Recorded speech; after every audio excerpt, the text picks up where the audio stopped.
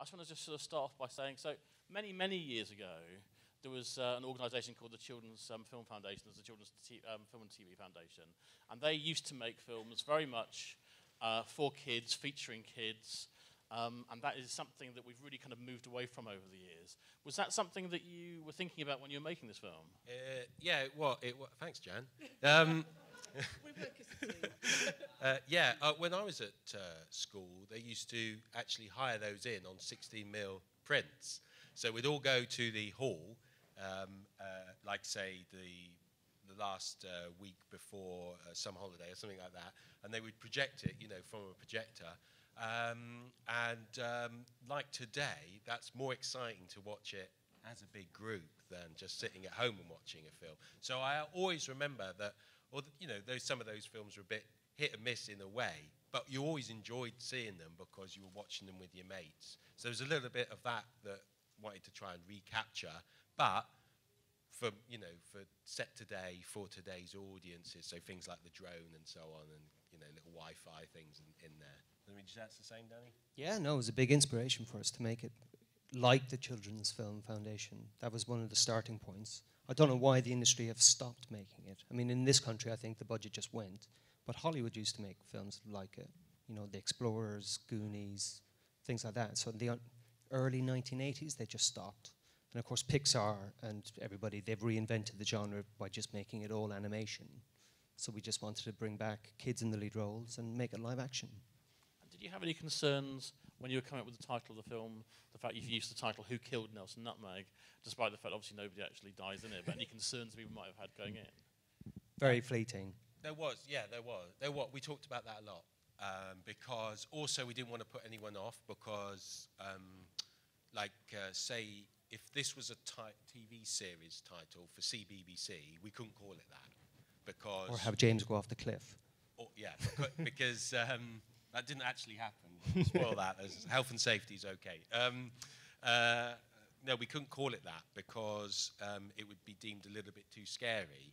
But I think kids like a little bit of scariness, as long as it works out okay in the end, which obviously it does. But we wanted it to seem like a little bit exciting, that you would watch this, and it could be a little bit scary, but great, in a good way, because kids love a little bit of that. But also to tell you the story in the title, pretty much, instead of like Our Last Summer Together or something boring. It's just like, well, what's that? Who Killed Nelson Nutmeg? I'll see it. And Jan, obviously, we touched on at the beginning about the fact that there's no kind of studio kind of money gone into this stuff. So where did the money come from? The money has actually been second to the goodwill. Tim and Danny had a wonderful idea. They created tremendous characters. I think we'll all agree they're really good characters, and I reckon the children in the audience probably know people just like that. So these are really good characters and whatever, and people latched onto it. So we were able to put the crew and whatever together. Pitched in some money ourselves to start off with, because this is a passion project. We really want to bring back British film for children. There just isn't enough of it. Thank you, thank you.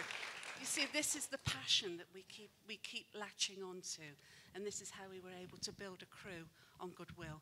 For most of you on deferred payments, we will try and pay you sometime. I promise faithfully I have got all the figures somewhere.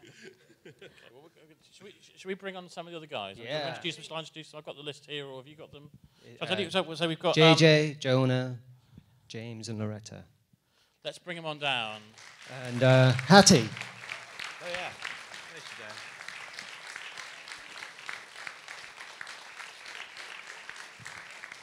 That's right. You haven't met Jan. All right, do we trust you with this? Maybe. No, let's give it to Loretta. Do you want to come on over here into the middle, and we'll kind of talk to you kind of collectively, if that's all right? Do you want to move over here? That's it. So can you just briefly, if you could kind of pass the microphone if you haven't got one, tell us how you got involved with the project? I got involved. I got involved because I went to. Well, my mum told me a day before the auditions that there was an audition at our local theatre place, and said you're going along. And so I was like, oh, okay. And so I went and auditioned, and yeah. We're changing his name to Swindon, by the way. Oh, yeah.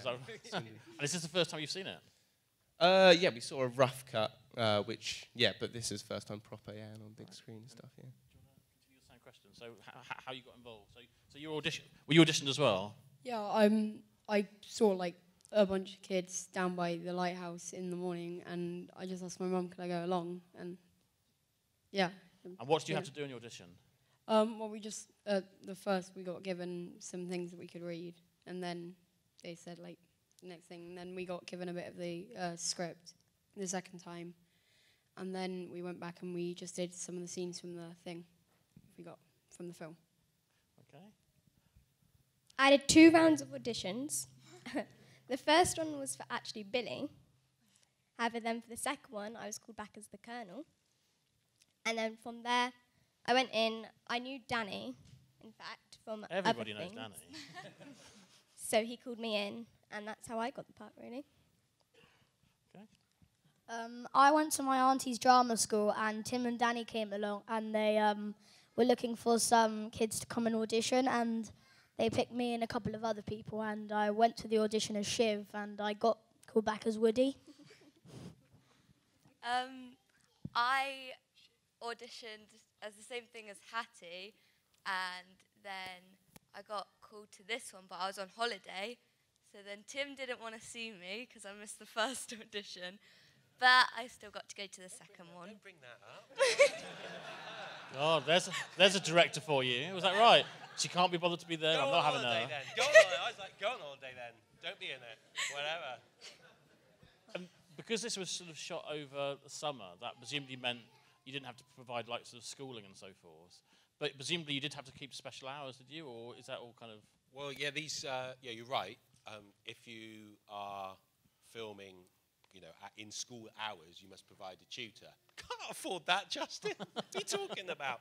So we did the last week of summer holidays, then weekends, and then half term. So you didn't get any time off school, did you? No. So that got us around that. But we still had to abide by child labour laws, which means you can only film. We still did that. So we can only film so many hours a day and so on. But that suited me because I don't like to work that hard. So it was all good. Everything was good. Everything was good.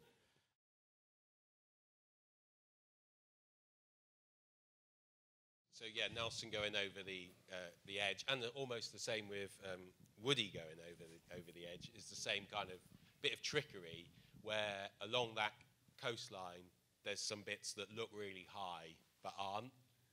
So we would use those, and then obviously another day we'd go and film where it was really high, and the trickery is cutting between those two things, so it appears that it's all happening at once. But that was a way around it, and then the things that appear to take place at night, it would be very dangerous to go up on those cliffs at night, so we would do those in the day and then make it magically look like night in the edit suite. Hopefully convincingly, I'm not sure.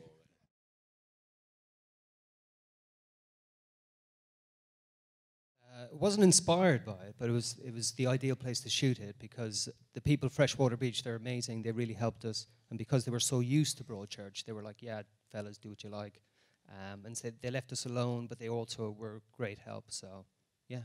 They were a bit underwhelmed because they said, "Now, going to come in the last week of summer. That's quite a busy week. How many articulated lorries are you going to be bringing?" We said, well, Big Sam's got a transit, and and we're going to turn up in a minibus that's going to drop the kids off, but then go again. So they were like, "Do what you want."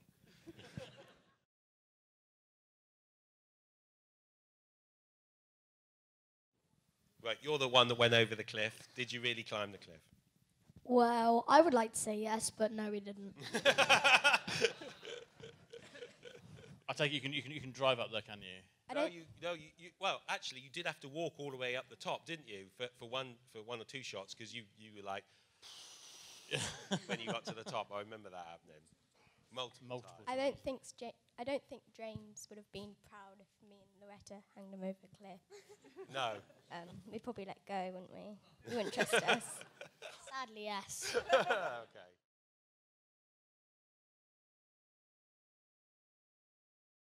What did you enjoy best? Going up on the bus. Bus there. We all went together. It's like supposed to be a team building thing to go together. We did enjoy it. It's only two things, really. Game of Life and Lolzers. Lolzers, yeah. No, actually, about the film, I enjoyed breaking into Diane's office because I got to wear that awesome mask, and the whole time, I actually literally broke into Diane's office. I was originally meant to climb in from the window, but we couldn't do that. But anyway, it was still fun. And jumping off the caravan. Yeah, jumping off the caravan was very good.